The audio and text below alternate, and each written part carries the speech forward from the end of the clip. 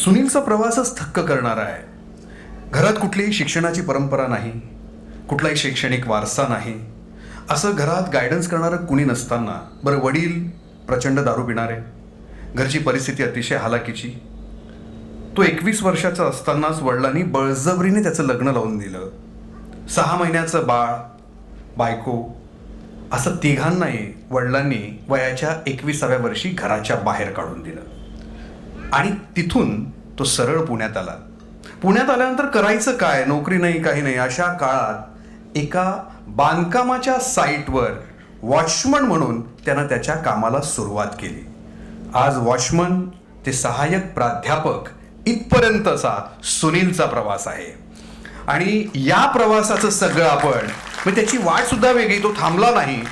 ज्या ठिकाणी त्याने पहिल्यांदा भाषण केलं त्या ठिकाणीच, म्हणजे ज्या ठिकाणी साईटवर काम करत होता त्याच ठिकाणी त्याला एक कार्यक्रम होता. तिथे निवेदनाची संधी मिळाली आणि त्यांनी बघितलं की अरे हा इथे वॉचमन पण करतो आणि हा निवेदन पण करू शकतो, इतका उत्तम बोलतो.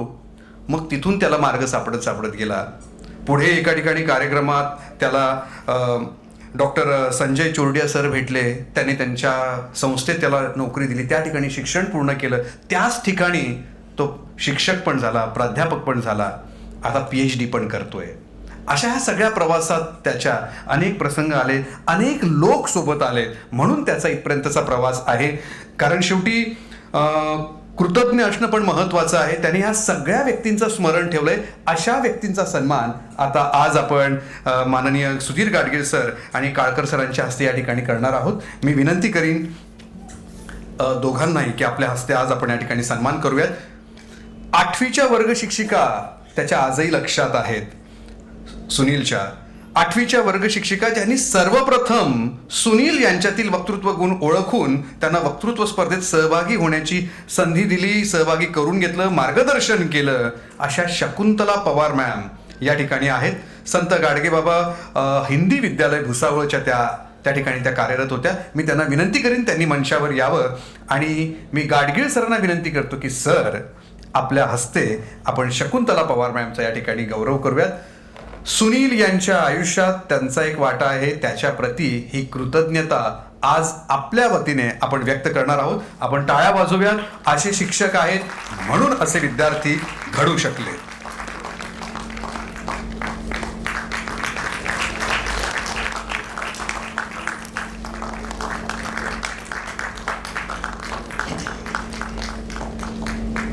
धन्यवाद. यानंतर मी आमंत्रित करीन सुनील हे जेव्हा पदवीचं शिक्षण घेत होते तेव्हा वक्तृत्व स्पर्धांमध्ये ज्यांनी खूप प्रोत्साहन त्यांना दिलं ते प्राध्यापक डॉक्टर दयाघन राणे हे भोळे महाविद्यालय भुसावळचे प्राध्यापक आहेत. आज ते या ठिकाणी आहेत. मी विनंती करीन त्यांनी मंचावर यावं. NSSच्या अनेक कार्यक्रम अधिकारी म्हणून त्यांनी अनेक कार्यक्रम केलेले आहेत आणि सतत अनेक तरुणांना, विद्यार्थ्यांना सतत प्रोत्साहन देणारे डॉक्टर दयाघन राणे या ठिकाणी आहेत. मी विनंती करीन डॉक्टर काळकर सर आणि गाडगीळ सरांना की आपण सन्मानित करावं डॉक्टर दयाघन राणे यांना.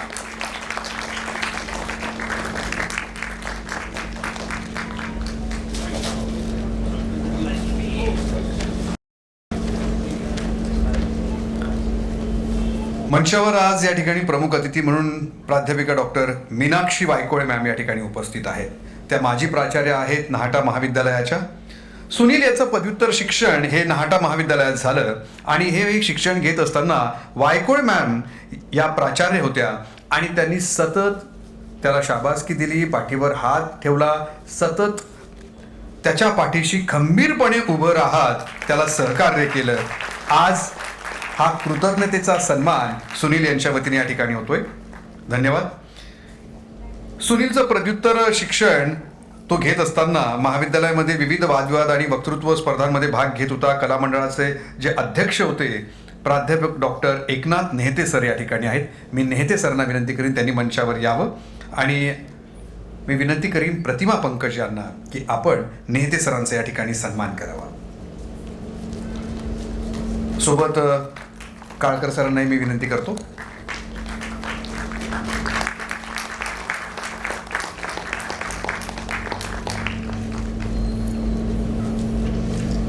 सुनील हा विद्यालयीन जीवनामध्ये महाविद्यालयीन जीवनात हा काम करून शिकले.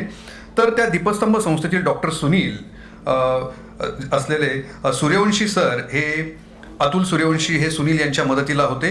अतुल सूर्यवंशी सर या ठिकाणी आहेत. स्पर्धा परीक्षेचा अभ्यास करत असताना त्यांनी खूप अशी मदत केलेली आहे. मी विनंती करीन प्राध्यापक डॉक्टर अतुल सूर्यवंशी यांना त्यांनी मंचावर यावं. आपण त्यांचाही गौरव करूयात. मी तिघं मान्यवरांना विनंती करीन की आपण अतुल सूर्यवंशी यांना सन्मानित करावं.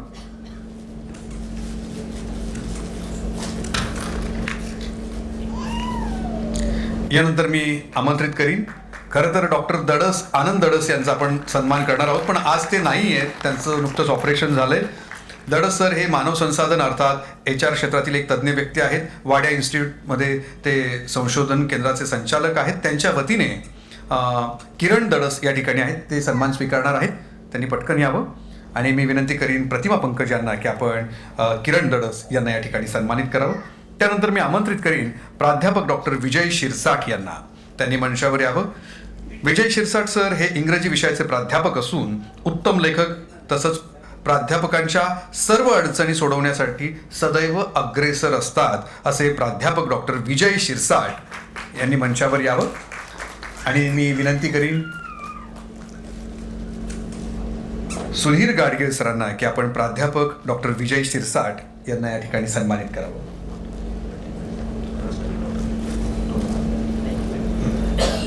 हां, ठीक आहे.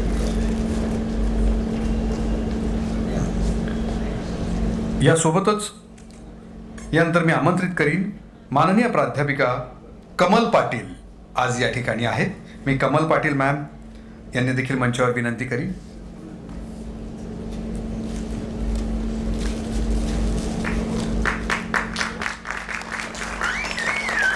मॅडम खूप आजारी असतात, त्यांना कॅन्सर आहे, तरीसुद्धा आज सुनीलच्या प्रेमापोटी मॅम या ठिकाणी मंचावर आहेत. विनंती करीन मी माननीय गाडगीळ सर तसंच काळकर सरांना की प्राध्यापिका कमल पाटील मॅम ज्या नाहटा महाविद्यालयामध्ये त्यांनी मराठी विषयाचं शिक्षिका म्हणून त्यांनी काम केलं आहे.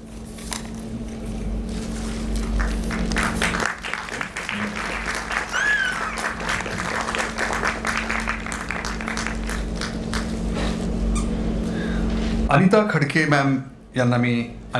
मॅम या ठिकाणी आहेत. मी त्यांना विनंती करीन त्यांनी मंचावर यावं. खडके मॅम यांनी सुनील यांच्या जीवनातील प्राध्यापक पदाच्या पहिल्या नोकरीची त्यांना संधी दिली आहे. आपण त्यांचा सुद्धा या ठिकाणी सन्मान करूयात.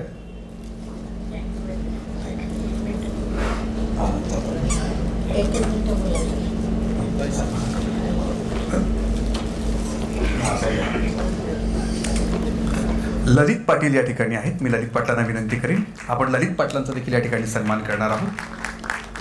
ललित पाटील सर या.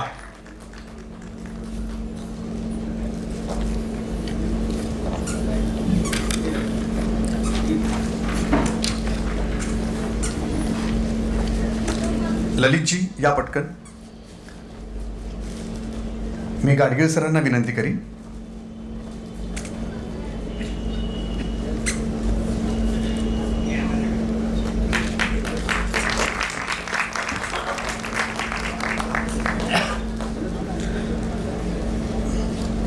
धन्यवाद.